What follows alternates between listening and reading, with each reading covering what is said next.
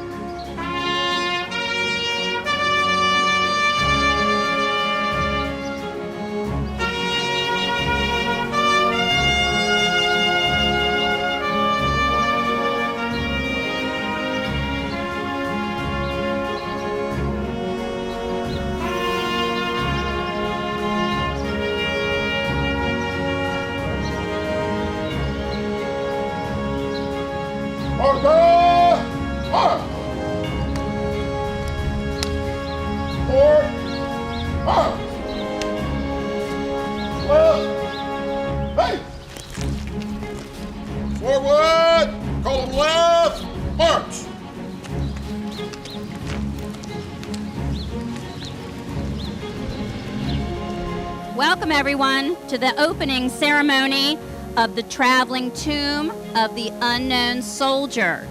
We had some beautiful music from the Beaver County Brass Band. Let's give them a hand.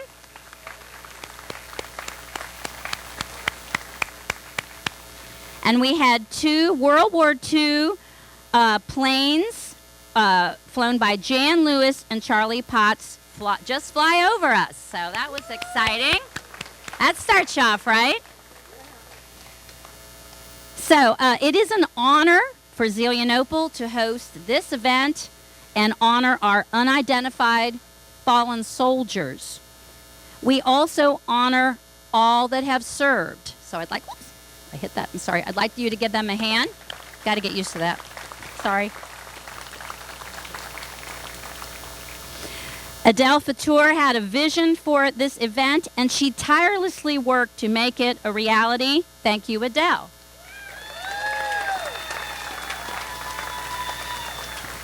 She's the ever-ready bunny, isn't she? And there are many others that worked hard and contributed to make this happen. We're all grateful for your time, for their time, and your talents. So just a quick... keep hitting everything. Quick applause. And we thank you all for being here today. and supporting this, because this is a beautiful thing, isn't it? It's just wonderful, and I'm so glad that you're here. Thank you for taking time out of your 4th of July to be here with us.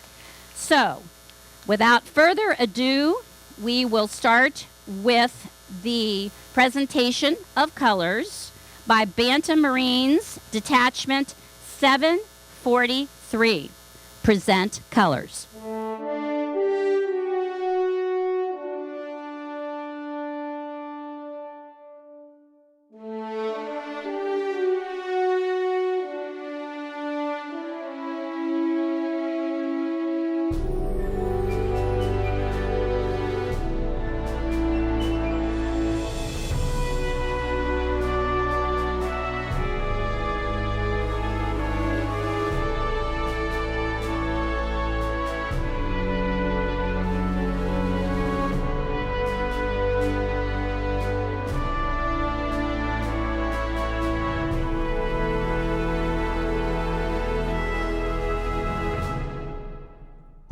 And now we will have the invocation by Reverend Reed Moon of Grace Church of Harmony. Will you pray with me? Almighty God, we pause on this glad occasion to bless you and to praise you, the maker of the heavens and the earth, the giver of every good and perfect gift, the author of our holy faith. We bless you and praise you for your Son, Jesus Christ, your gift given in love to redeem this broken world. We bless you and we praise you for the love of our families, for this security of our homes, and for this community. And we humbly ask in the name of the Father and the Son and the Holy Spirit that you would come and be with us, keep us in your safety, inspire our children, and indeed each of us with a fresh vision of freedom's call, and lead us this weekend in the celebration and remembering. And we remember your Son's prophetic word to his disciples, and indeed to us all.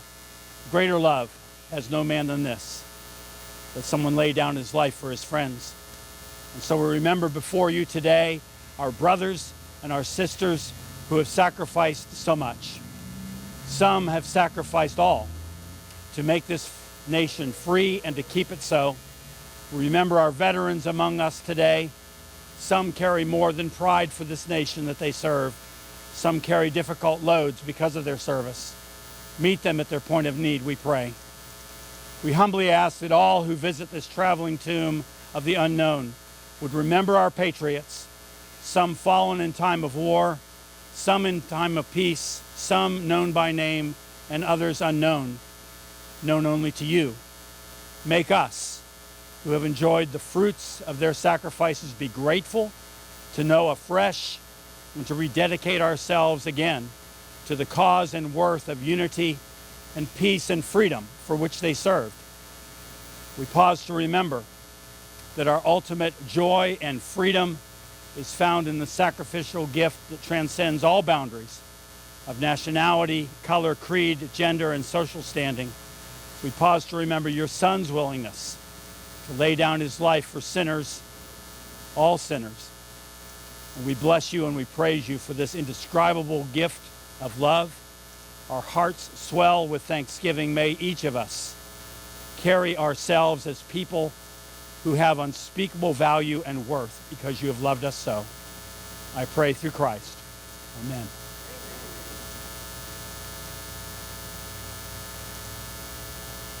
That was beautiful. Thank you very much. And now we will have a very special song of the Star Spangled Banner, sung by Stu Hayes.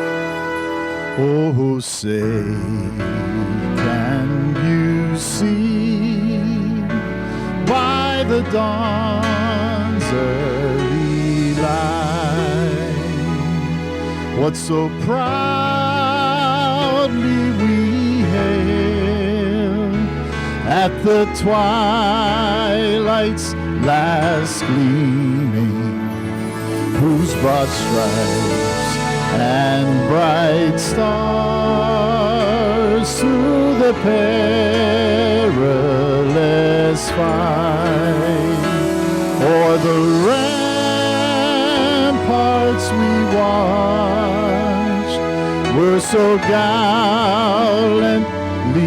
streaming, and the rockets red flare, the bombs bursting in air, they flew through the night, that our flag was still there.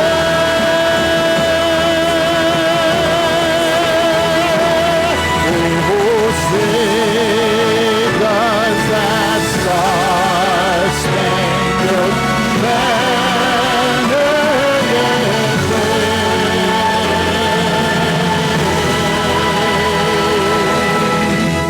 for the land of the free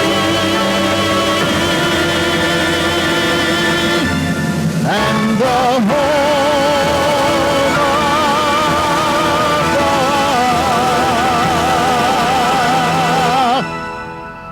the brave.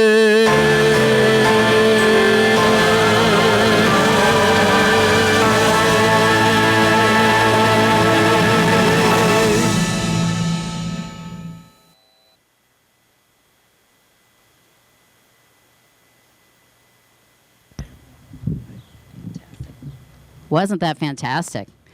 I'm a little choked up. Okay. Wasn't that fantastic? I'm just beautiful. I know it got me. All right, let's see what we've got next. I don't know how to follow that, but. All right, now we will retire the colors.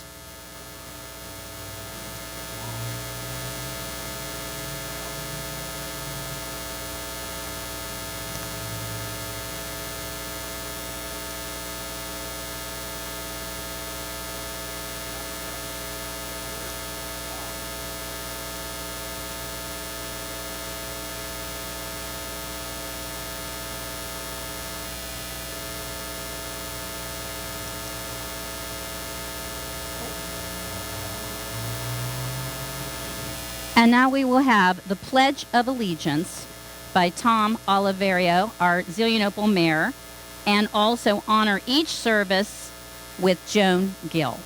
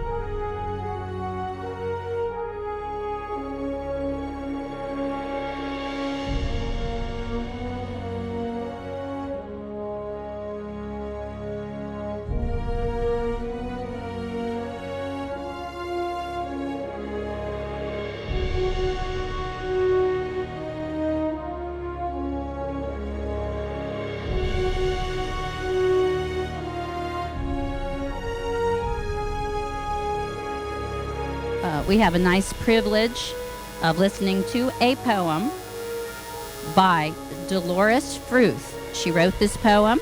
She is a Pacifant resident and 100 years old. The name of the poem is A Call to Honor the Tomb of the Unknown. Let's welcome Dolores. A call to honor the tomb of the unknown. In the heart of Arlington, there is a special place. It is the tomb of the unknown, a final resting place. In 21, our president, Harding was his name, dedicated the sacred site to ease the nation's pain.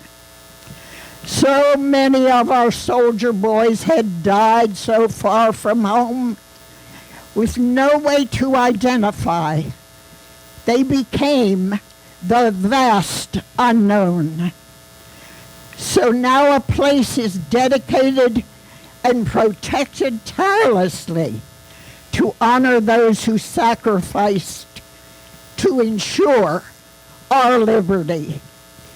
The bodies buried there represent so many who were lost. May we salute the gift they gave at such an awesome cost. The families of the unknown now know that America cares. May we together honor them and bless them in our prayers. This is a wonderful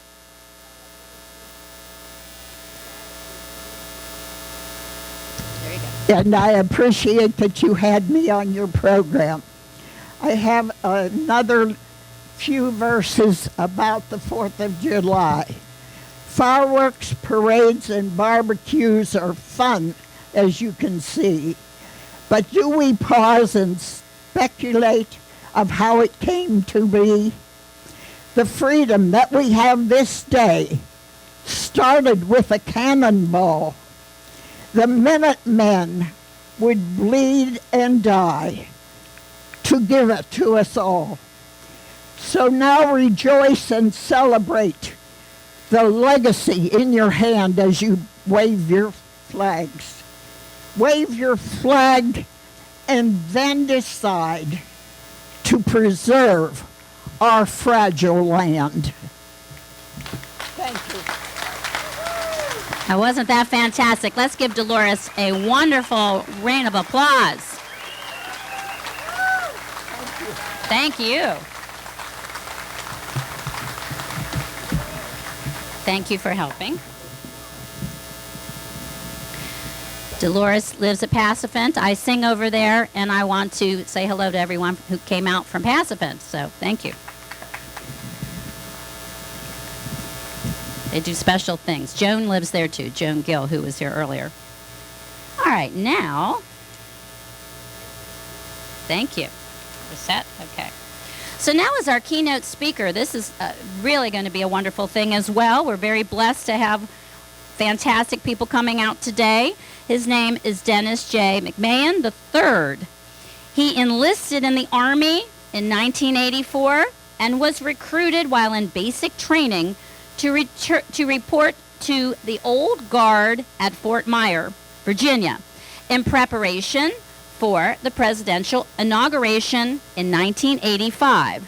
After 2 years, he volunteered and was accepted as a tomb guard, serving as a sentinel of the tomb of the unknown soldier from 1987 to 1988, making over 595 walks, and eventually was promoted to assistant relief commander when he changed the guard over 400 times.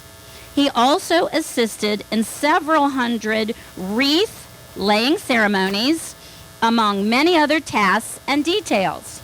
He earned the prestigious Tomb Guard Identification Badge, number 320. The Tomb Guard Badge is the third least awarded in the U.S. military. In 1988, he changed jobs in the Army and became a counterintelligence CI special agent, where he served in multiple locations throughout the world until 2004, retiring as a first sergeant in 2004. After retirement, he began working for the Office of Personnel Management, OPM as a personal security specialist, where he still works to this day. Dennis and his wife Lisa have been married for 37 years. They have 3 children, and they reside in Coraopolis, Pennsylvania, which isn't too far from us. So let's give him a warm welcome. Dennis, thank you for coming.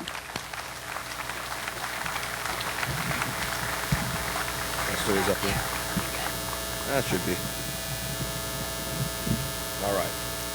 All right, good morning. Can everybody hear me? All right. As I said, my name is Dennis McMahon, and I was a guard at the tomb 35 years ago. I was raised in Moon Township before I joined the Army, obviously. And everybody knows from 1984 there wasn't a whole lot going on in Pennsylvania, so that's why I joined the Army. I would like to thank a whole lot of people for this event. These guys from Rome, Georgia, Bill King and his crew have been traveling around the country with this monument. It's an amazing monument. It is an exact replica, a little smaller, but it's amazing. Thank you for coming.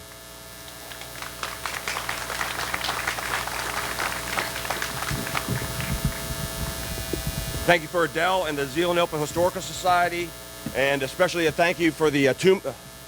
Hear it? You can hear it? Here we go. You can hear me now. All right. So again, I'd like to thank Adele for bringing this here. Thank you so much for everything you've done. It's a beautiful day. And thank you for the Society of the Honor Guard. That's the crew that I belong to, and we are all tomb guards. And it's a society, as you know, we just celebrated the 100th anniversary of the tomb in November. So it's another reason to come and celebrate the tomb. Again, I was born enough to be born a tall human being, which is why what happened after I joined the Army. I had no idea I was going to do this when I joined the Army. I wanted to go jump out of airplanes and do cool Army stuff. But being tall, and the Reagan's second inauguration happened, I pretty much got recruited and said, you're going to the old guard.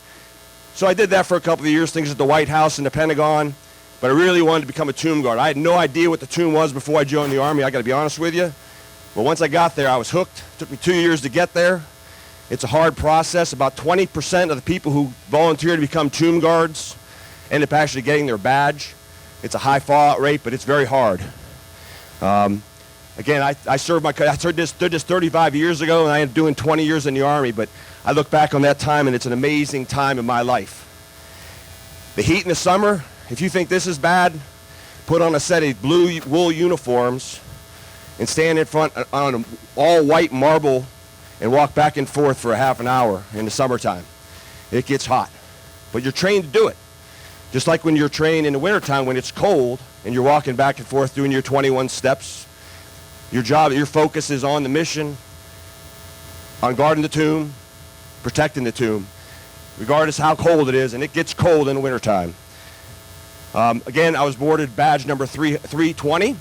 They just awarded badge number 700 about a month ago. So it's, like I said, it's one of the least awarded badges in the military. Also, key thing is the badge number 699 was awarded to a woman. So now there's 5 females who have earned the tomb guard badge. Yeah, it's pretty cool, huh? Several months ago, the sergeant of the guard was a female, Sergeant First Class Porterfield, yep. And her last day, they had 2 other females on different reliefs. There's 3 reliefs at the tomb. They made it happen at 8 o'clock in the morning. They had an all-female guard change. That has never happened, and it probably won't happen again, but it's something. It's pretty cool. That happened about 4 or 5 months ago. Yeah, it's pretty neat, huh?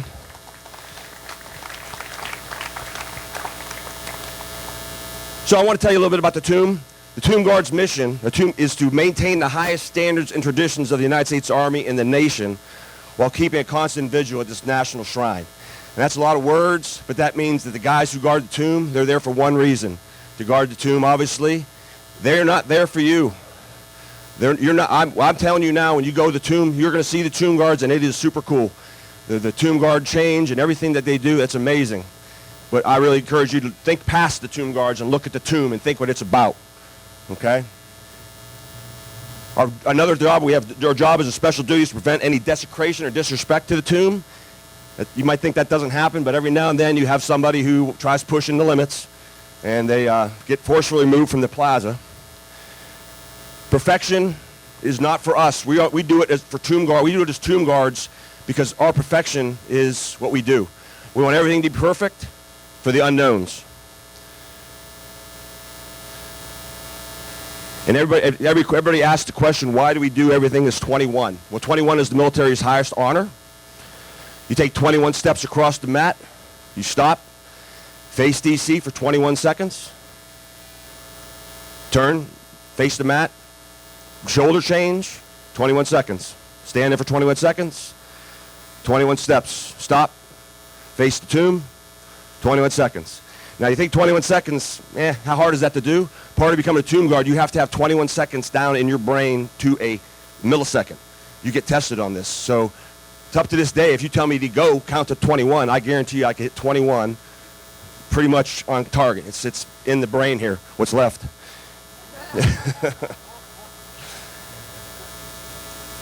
And one thing, we do have one saying as a tomb guard, the soldier never dies until they are forgotten.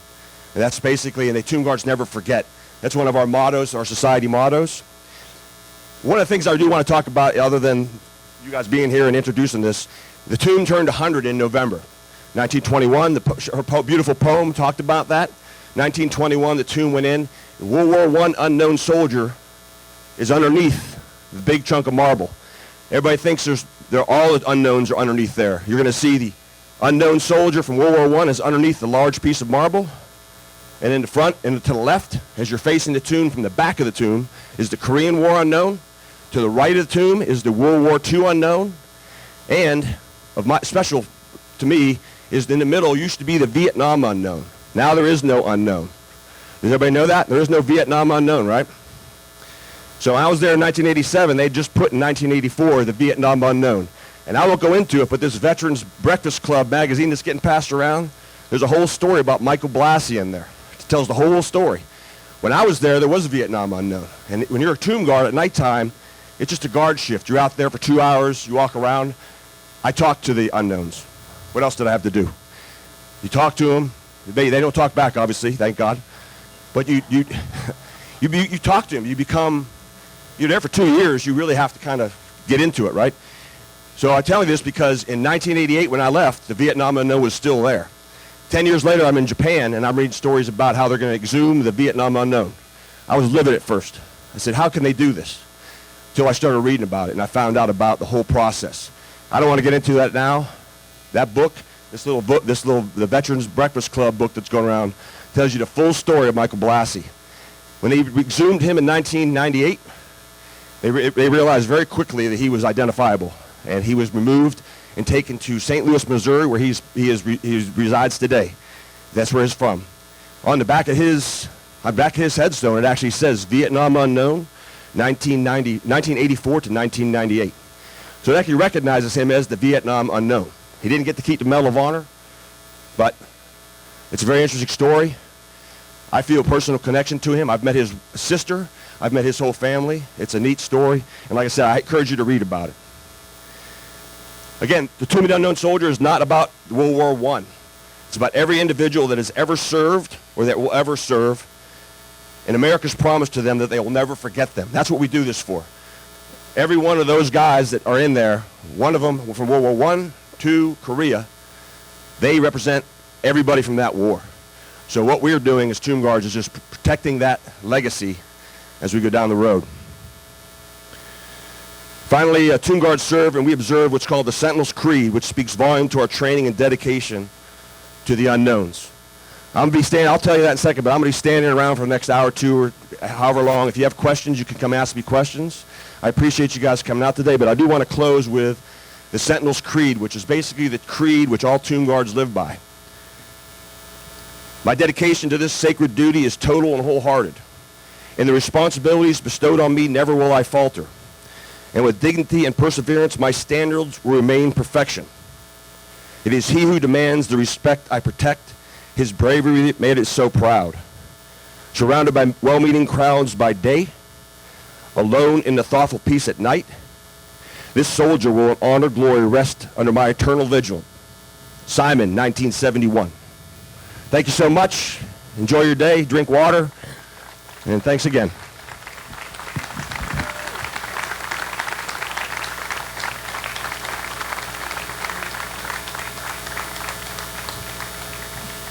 Okay, I don't think I need to hold the mic because I'm loud. Thank you so much. Let's give him another round of applause. That was beautiful and poignant, and he has much to teach us, doesn't he? And thank you for your service. Thank everyone for their service.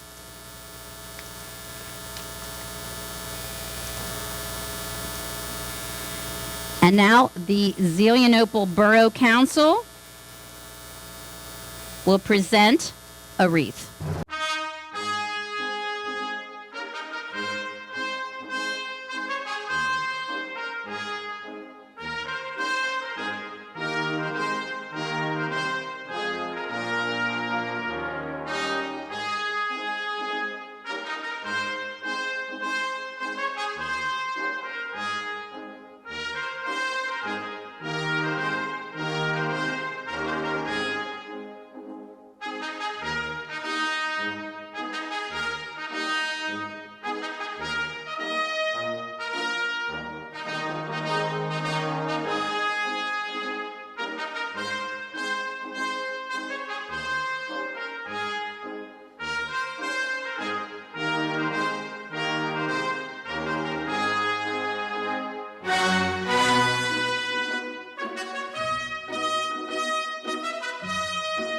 Thank you. Thank you so much for that.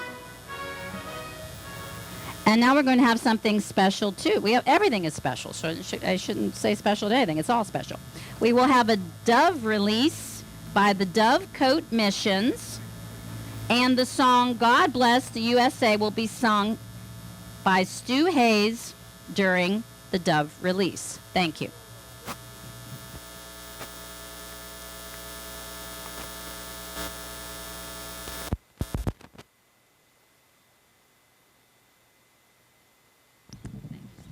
Thank you. I'm going to try to speak for exactly 21 seconds, and even if I don't, I'm going to imagine that I did. I want you to imagine that I did, because I want to pay the highest tribute to those we've come to honor today. In just 2 days, we'll celebrate our nation's independence, and we gather here to honor every soul who ever fought to gain and preserve that independence. And in most particular, we're here to honor the unknown soldier who lies in anonymity. But we also gather to celebrate that God knows every single soul. And so we release this darker colored dove.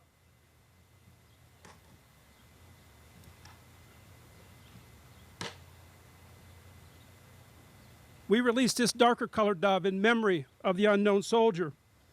And we release the ceremonial white doves, celebrating their service and anticipating their return home.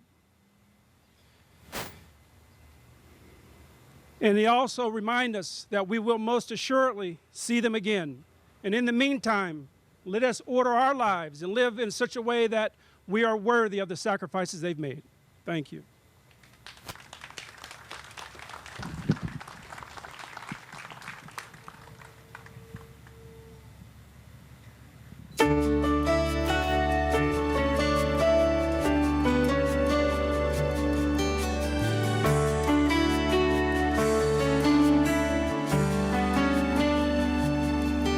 If tomorrow all the things were gone, I worked for all my life, and I had to start again with just my children and my wife. I thank my God above to be living here today, 'cause that flag still stands for freedom, and you can't take that away.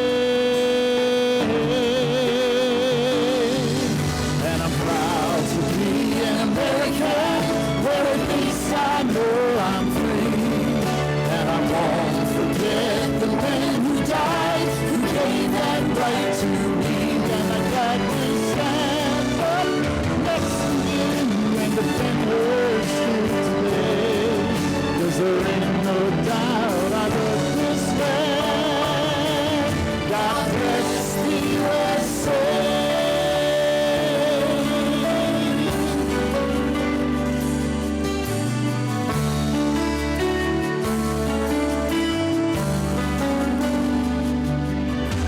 the lakes of Minnesota to the hills of Tennessee, across the plains of Texas, from sea to shining sea, Detroit down to Houston, and New York to LA.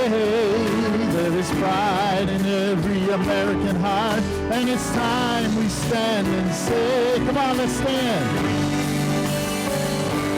And I'm proud to be an American, where at least I know I'm free.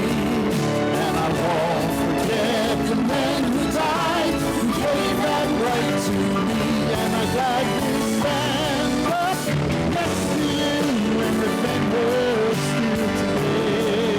'Cause there ain't no doubt I love this land. Bless, God bless the USA.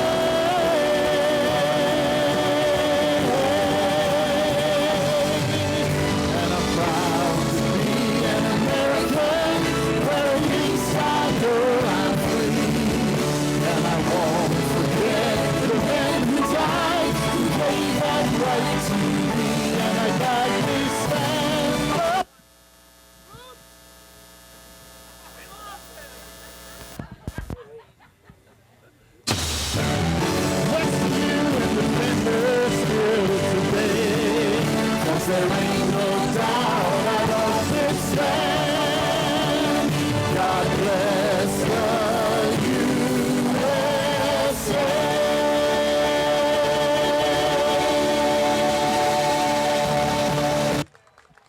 We are going to have a beautiful rendition of Amazing Grace, played by Liam Carney on the bagpipes.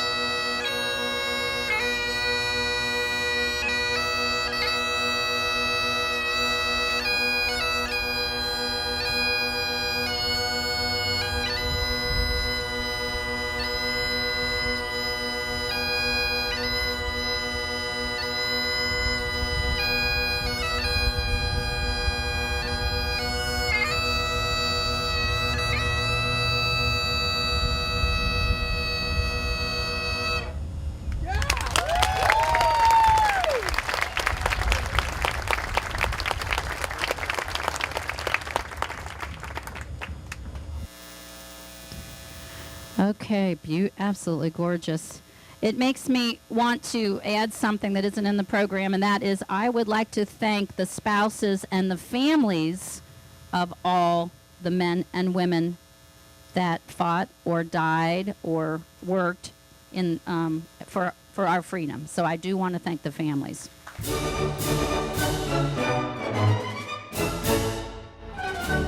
Good afternoon, ladies and gentlemen, and on behalf of the Exchange Club of Rome, Georgia, and the Society of the Honor Guard, Tomb of the Unknown Soldier, I'd like to welcome you here to see our exhibit of the Tomb of the Unknown Soldier.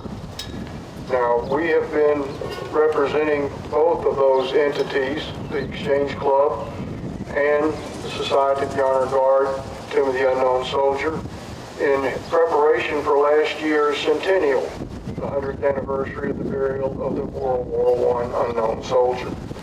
It is an honor for us to be here in Canfield, Ohio. We appreciate the opportunity to share this wonderful exhibit with your community. I'd like to thank Post 177 of the American Legion for providing the colors, presentation of colors, and our Pledge of Allegiance.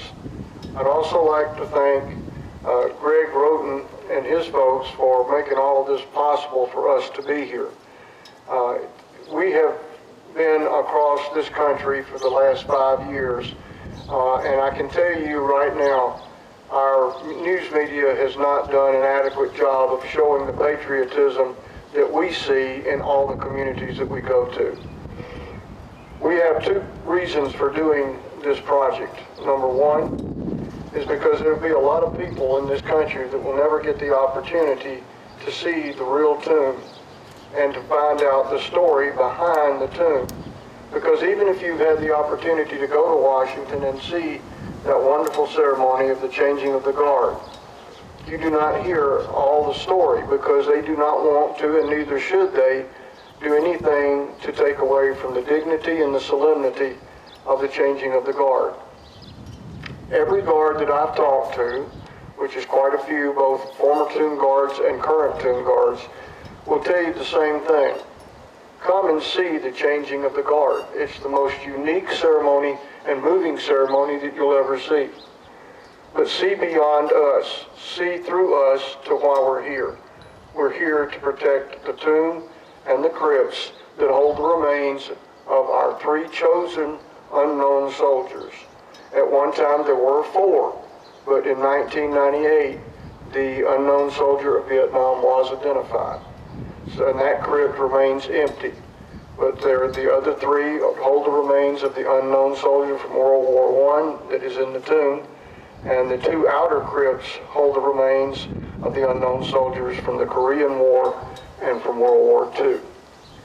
The second reason we do it, and I want you to go away from what you hear and see today as you come in, and you can walk all the way around the tomb if you want to. Take pictures, please feel free to do that. Ask any questions of myself or my 2 traveling companions. I'd like to introduce them to you now so you'll know their names when you talk to them. Jane Law. Jane, raise your hand. She's a former Army person.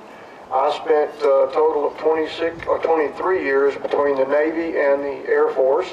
And our other one who's making her first tour with us, she's a relatively new member with the Exchange Club compared to some of the others that travel with us, but she's on her first tour with us and we're delighted to have her.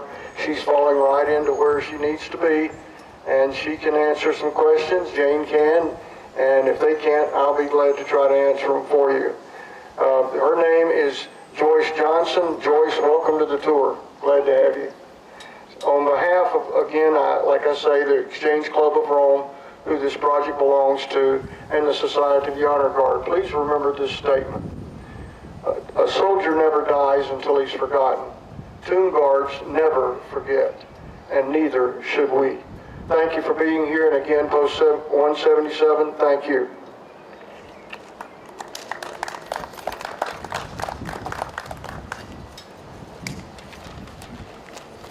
Thank you, Bill.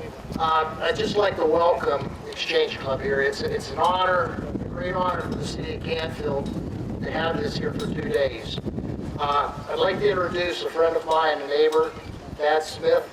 Thaddeus was born and raised in Poland. He attended Washington Jefferson College and joined the Army and attended basic training in AIT at Fort Benning Infantry School. While stationed at Fort Myers, Thad was a member of the Old Guard, and he's going to tell us a little bit about his experience there. Since leaving the Army, Smith has had an active business career and earned an MBA from Youngstown State. He is the owner of Comar Action Plumbing and has lived in Canfield with his wife for nearly 20 years. Thad?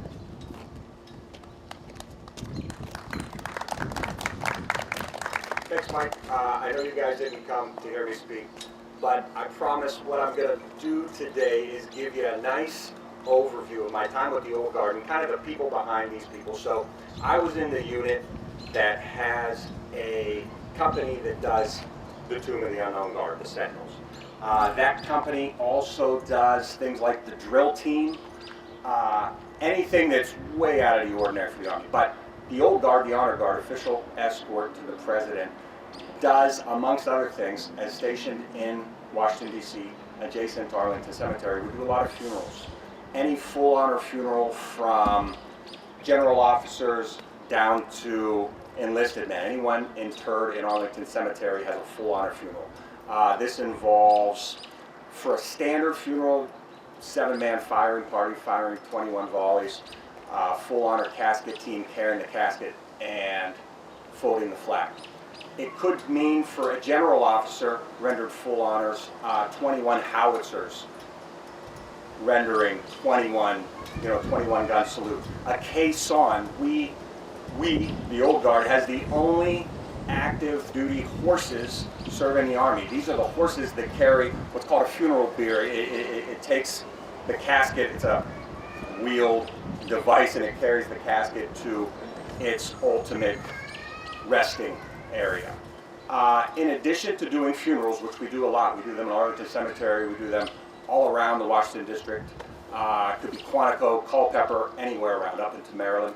We also do a lot of general officer retirements. So when a general officer retires, they get a lot of people and come to town, and that's a full honor ceremony. My first ceremony I ever did was actually Colin Powell's retirement in August of 1993.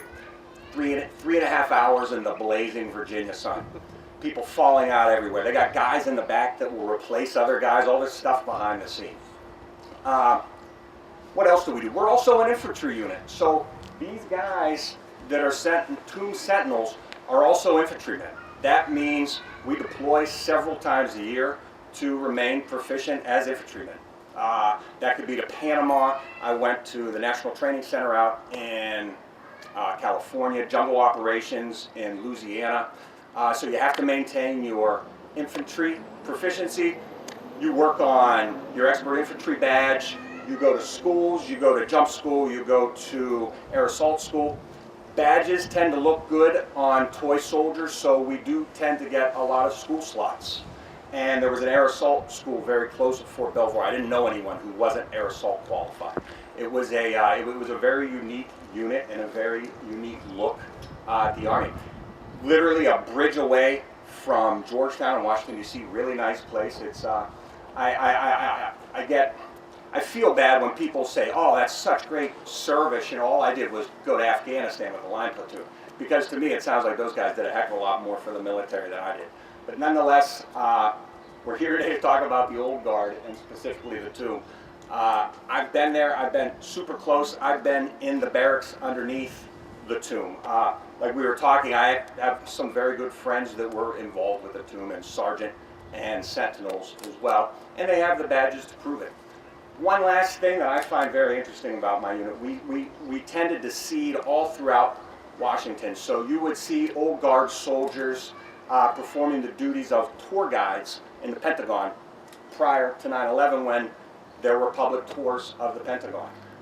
There were also various duties to support funerals, umbrella bearers, people that hold tissues for families, and then probably the most interesting thing I was able to do, and other people from our unit did, if you had a presidential security clearance, which you had to apply for, you could go to the White House and perform any number of duties. And these aren't really super great duties, but you could be, again, an umbrella bearer. If it's pouring down rain, you get rained on while holding an umbrella over VIPs, or you could be literally just standing by a door.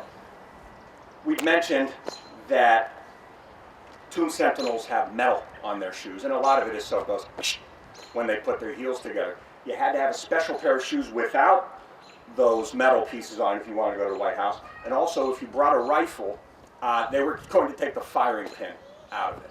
And you say, how do you have a firing pin on a rifle if you're only, if you're only doing toy soldier stuff? Well, we still shoot 7.62 blank rounds at them, so you still need, a firing pin. But that's, honestly, it was probably the most interesting place a lot of people could have been in the Army, and it's what I did. That's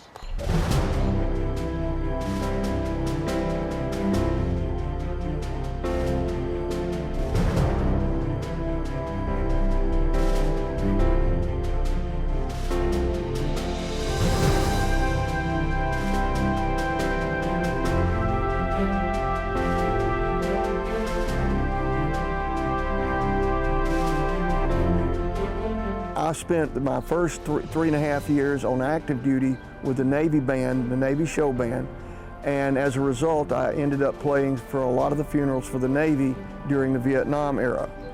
And that's where I got really a lot of firsthand new knowledge about the tomb and the soldiers. Got to know some of them quite well.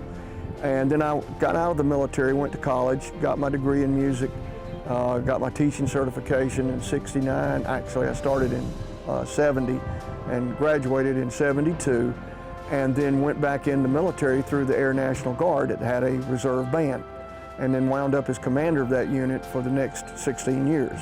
And then I retired as a major in 1996. And then when we had the opportunity to start this project, I said, well, why don't we look at doing a half-size replica of the Tomb of the Unknown Soldier? Myself and 2 others that came up with the idea. And we contacted the society through that guard that came and talked to us and said, we'd be willing to do what you ask us to. And would you please send us the information we need to have and know to represent you and the tomb and do it the right way. And they said, oh, great. So they sent me a book that was about 1.5 inches thick of the same material the tomb guards have to learn from memory to pass the test or the written test as part of their qualifications to be a tomb guard. Unbelievable. Now, I've been asking all the other veterans that come through here today, one memory that sticks in your mind from your years of service. I would say probably the one that sticks out in my mind the most from active duty would be doing my first funeral up at Arlington Cemetery, because the impact of that is indescribable in words. When you see how they do a funeral at Arlington Cemetery, giving every bit of recognition and knowledge and honor to the fallen veteran, whether he was killed in combat or whether he qualifies to be buried at Arlington Cemetery, is just amazing.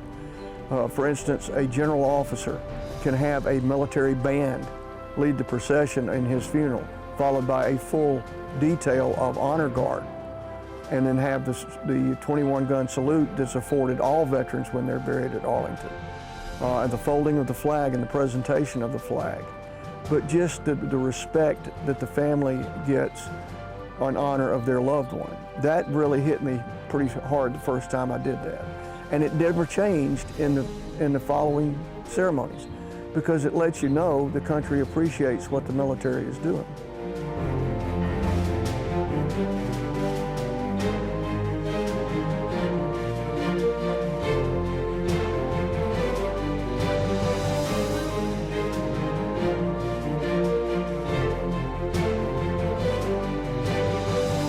I was in the Air Force. I joined when I was 17, and then actually it was delayed enlistment, and so I joined when I was 17. When I turned 18, then I was off to Lackland Air Force Base, and in a career in the Air Force.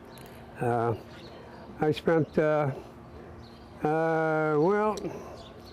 I spent 4 years and 9 months on active duty, from 1958 to 1963. Had the wonderful opportunity to be a radio and radar repairman at the time. Now they call it avionics. I was stationed at Clinton Sherman Air Force Base in Oklahoma, and I was there the whole time. I was in the Strategic Air Command SAC on B-52s, KC-135s, and they had a program where they would fly these airplanes on 24-hour missions.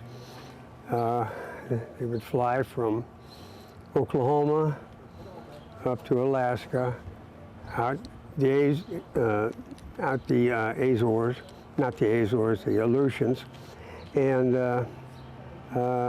when they approached Russia, they would turn around and fly back down over Cleveland, Florida, Cuba, and back up to Oklahoma.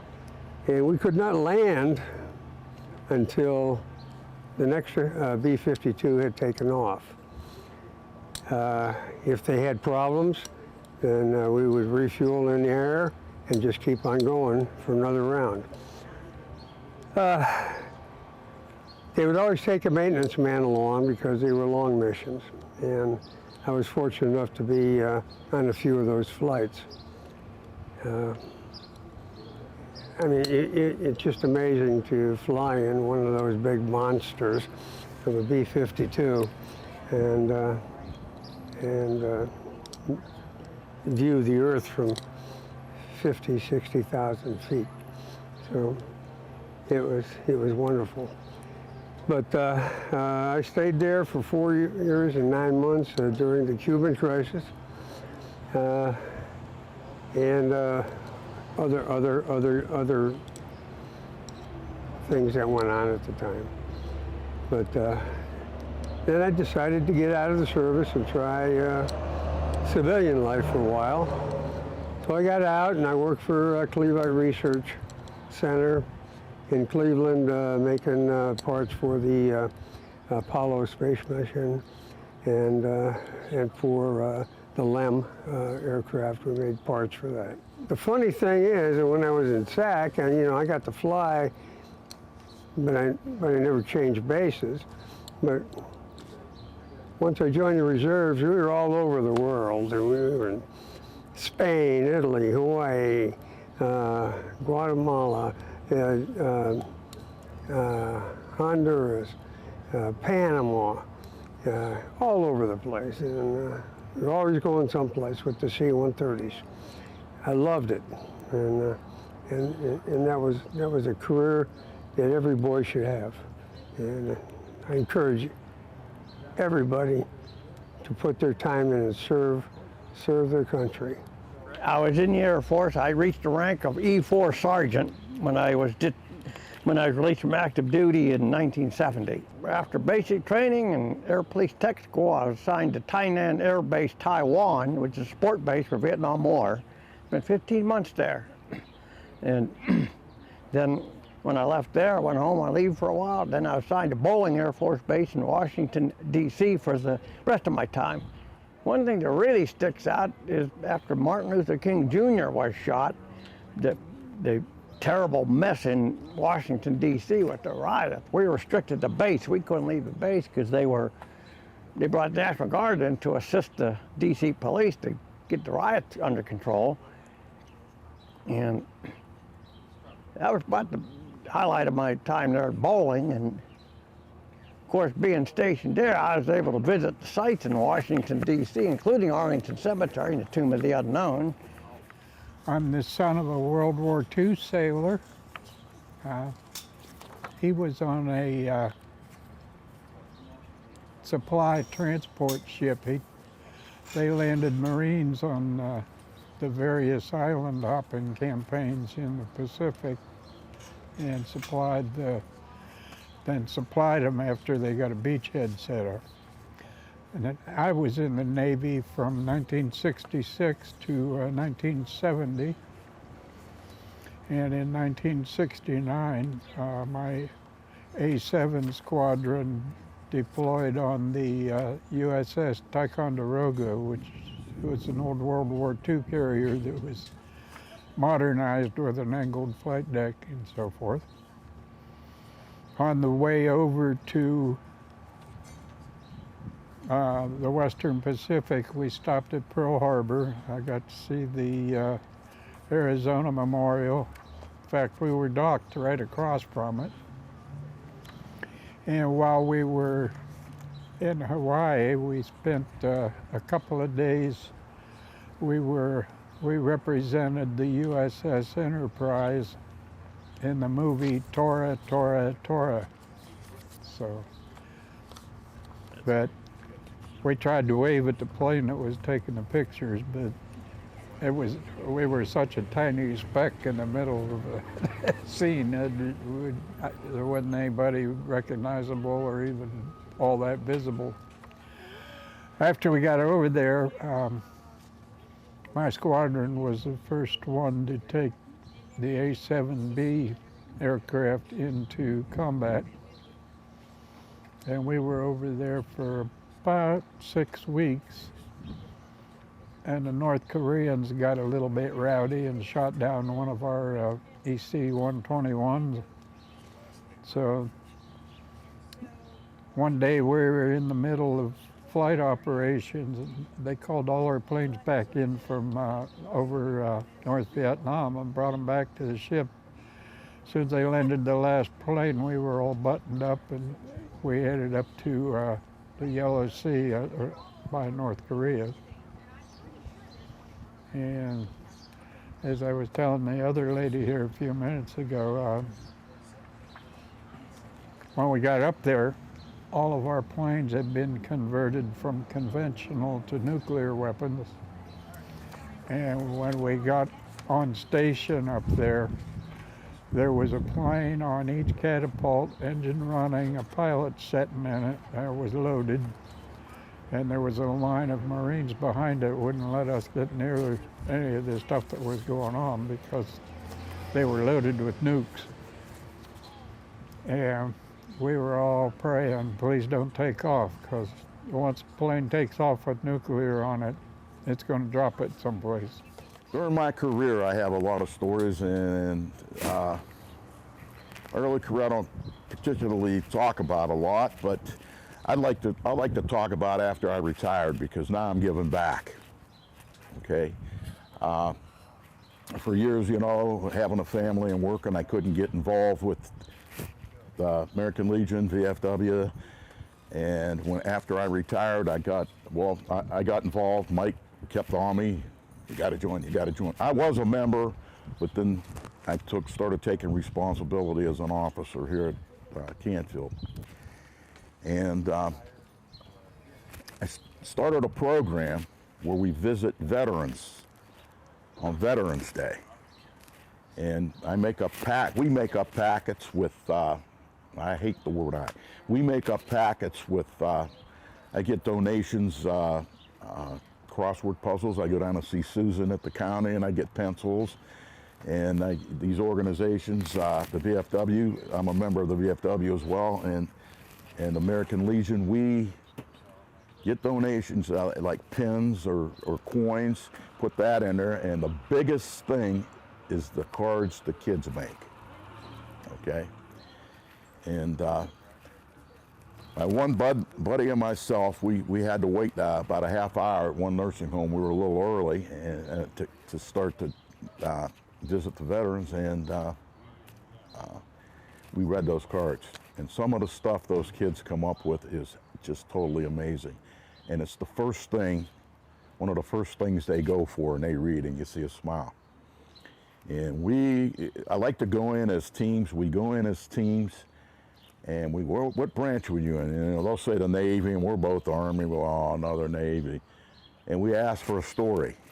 99.9% of them will not tell you a combat-related story. It's always about when they went into town, and they had three of them went into town, and one guy got lost, and they were in formation the next day. The first sergeant says, "Where's Private Bob at?" And he said, "Oh, you better get him back here. You got 2 hours."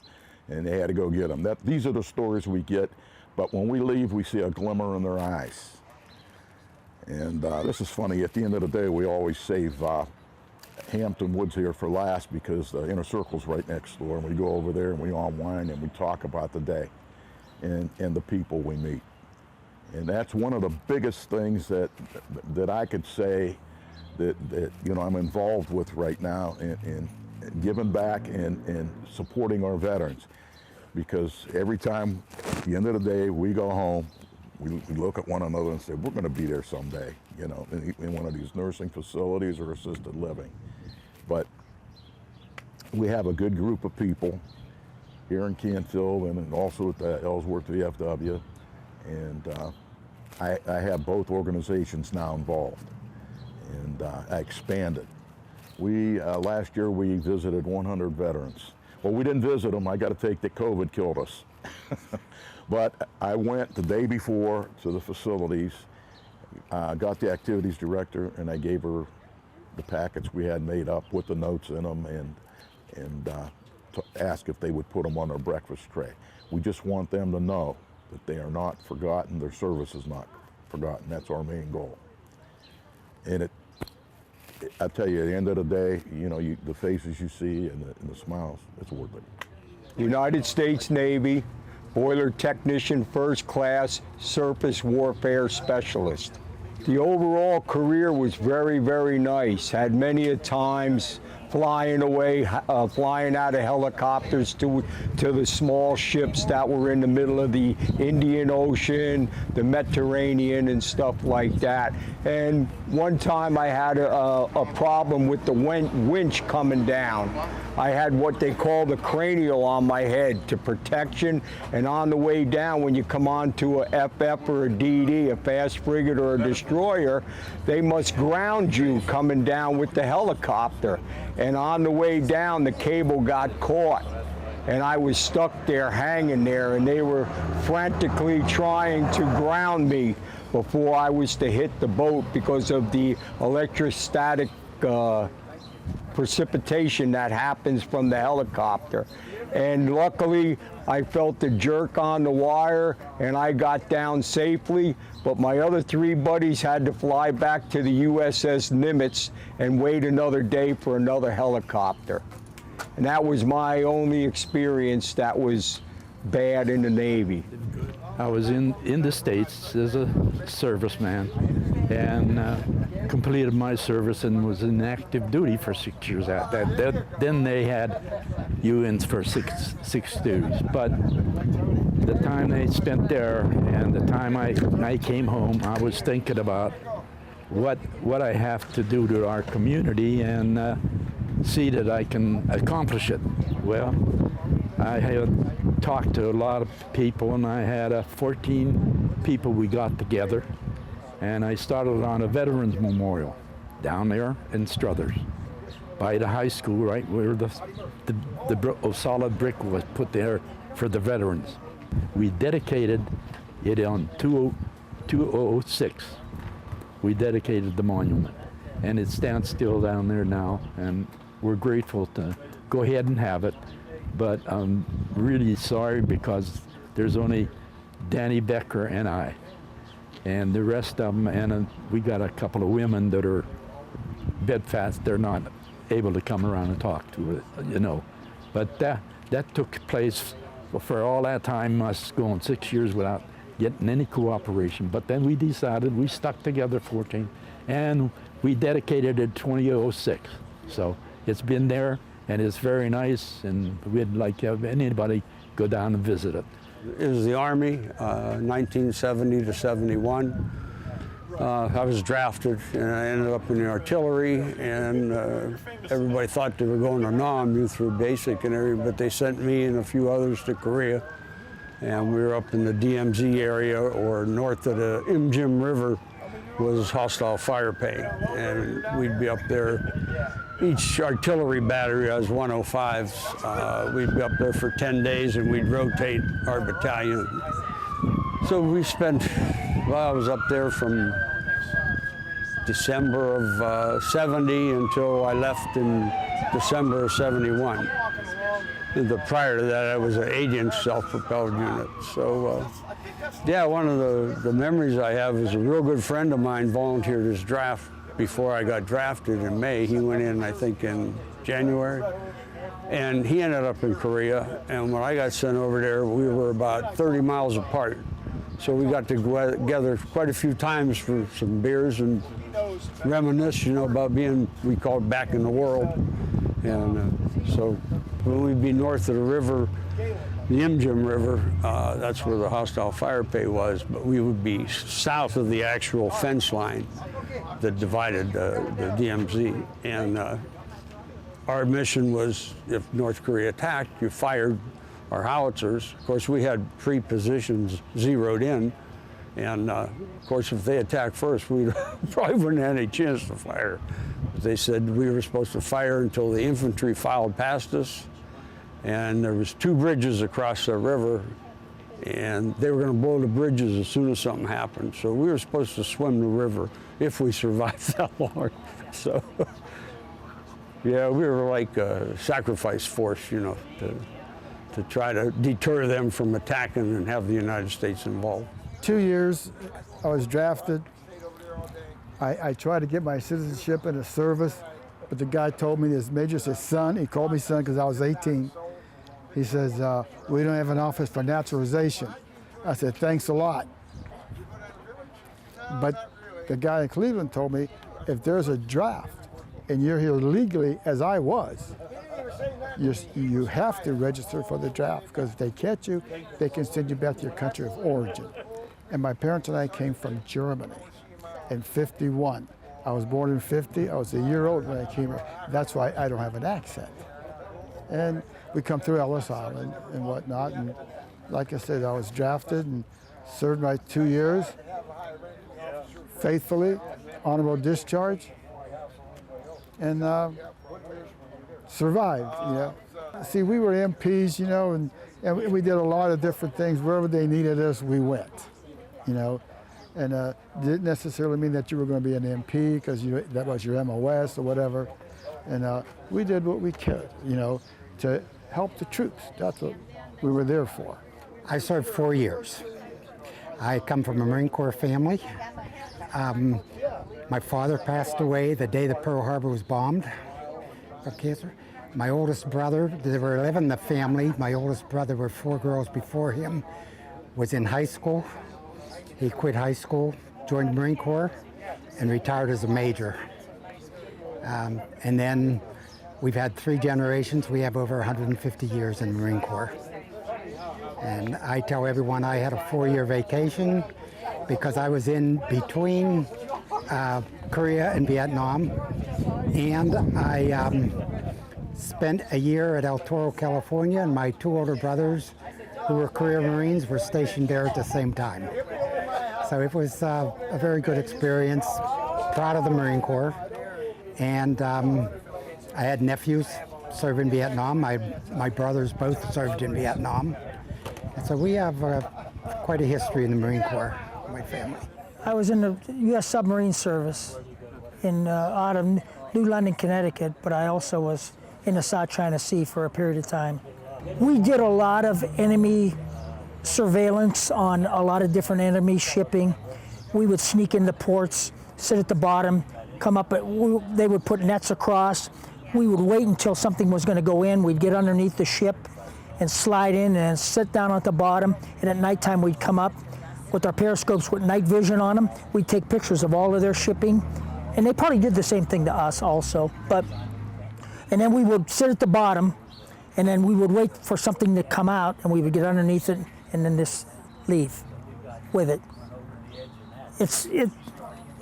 I have never told it, well, anything that we did super dangerous, I was saving for when I'll tell all my kids when I'm gonna die, tell them basically what we went through in that situation in that time in the South China Sea, picking up people that were either shot down in airplanes or shot down. And we did a lot of underwater demolition experts there also at that time in the South China Sea. It started when I was assigned to the 3rd Infantry Regiment in Arlington, Virginia. And I reported there at 3 o'clock on an afternoon, November 6th, 1956, I can remember that. And got delivered to a specific building on Fort Myer, and it was the building that housed the Honor Guard platoon. And after spending the night there, we were assigned to a 2-week training period to get familiar with the 3rd Infantry Regiment's protocol. And then we got to we got to pick the company we wanted to go to, and I had been knocked off my feet with this honor guard company because it had the Army, United States Army drill team in it, and as well as the marching platoon that marched for all the funerals and pulled all the ceremonies in Washington, D.C. So I opted to try that out because I figured if I couldn't make the drill team, I could certainly carry a casket or fire a rifle for the firing party.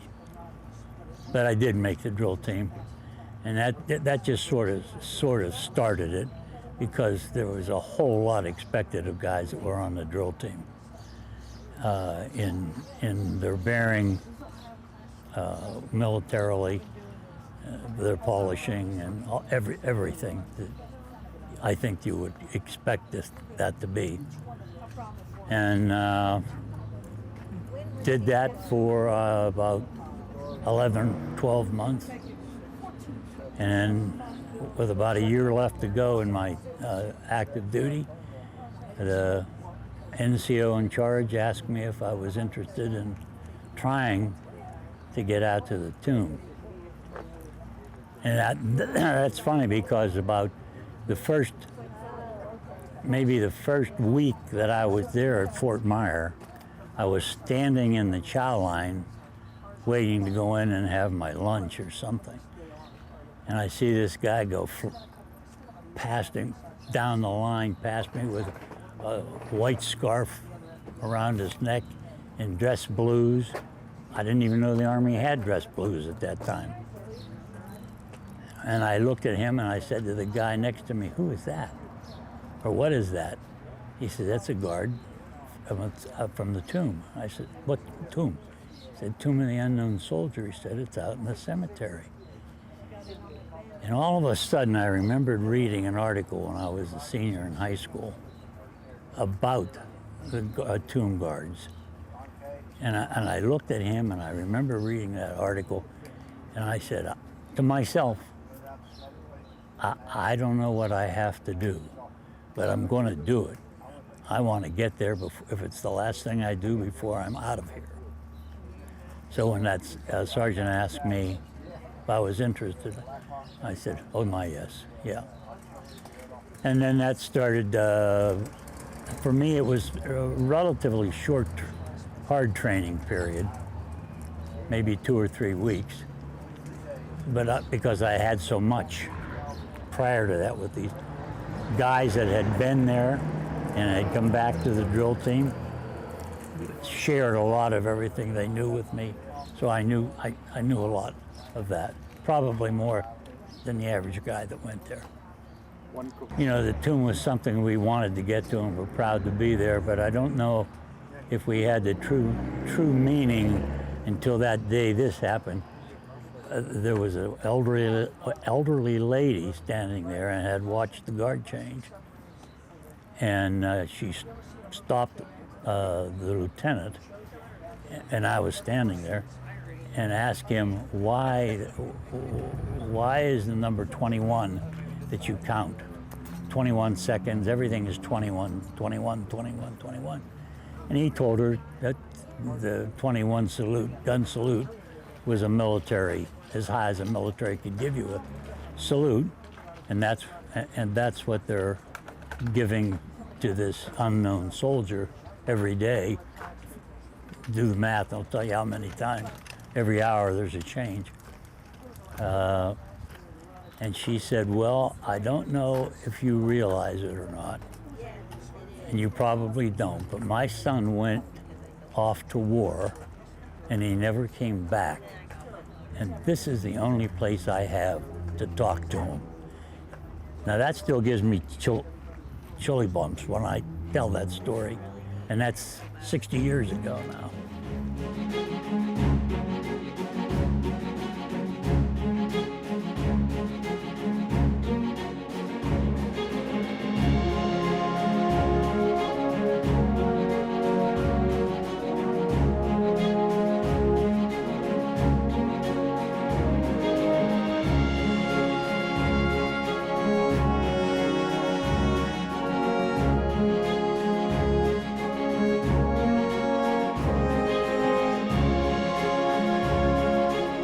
have had the opportunity to meet some just amazing people. Like today, or yesterday, for instance, we met a gentleman that was on the USS Canberra when they made the selection of who would be the unknown for World War II.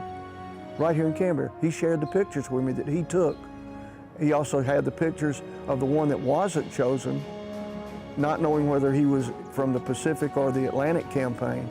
And they did a burial at sea because he was not the one chosen. They didn't know which cemetery to send him back to, because their whole process was to choose someone that would be truly representative of all of them, so that nobody would ever know the one that was chosen where he was from. I mean, those sort of things.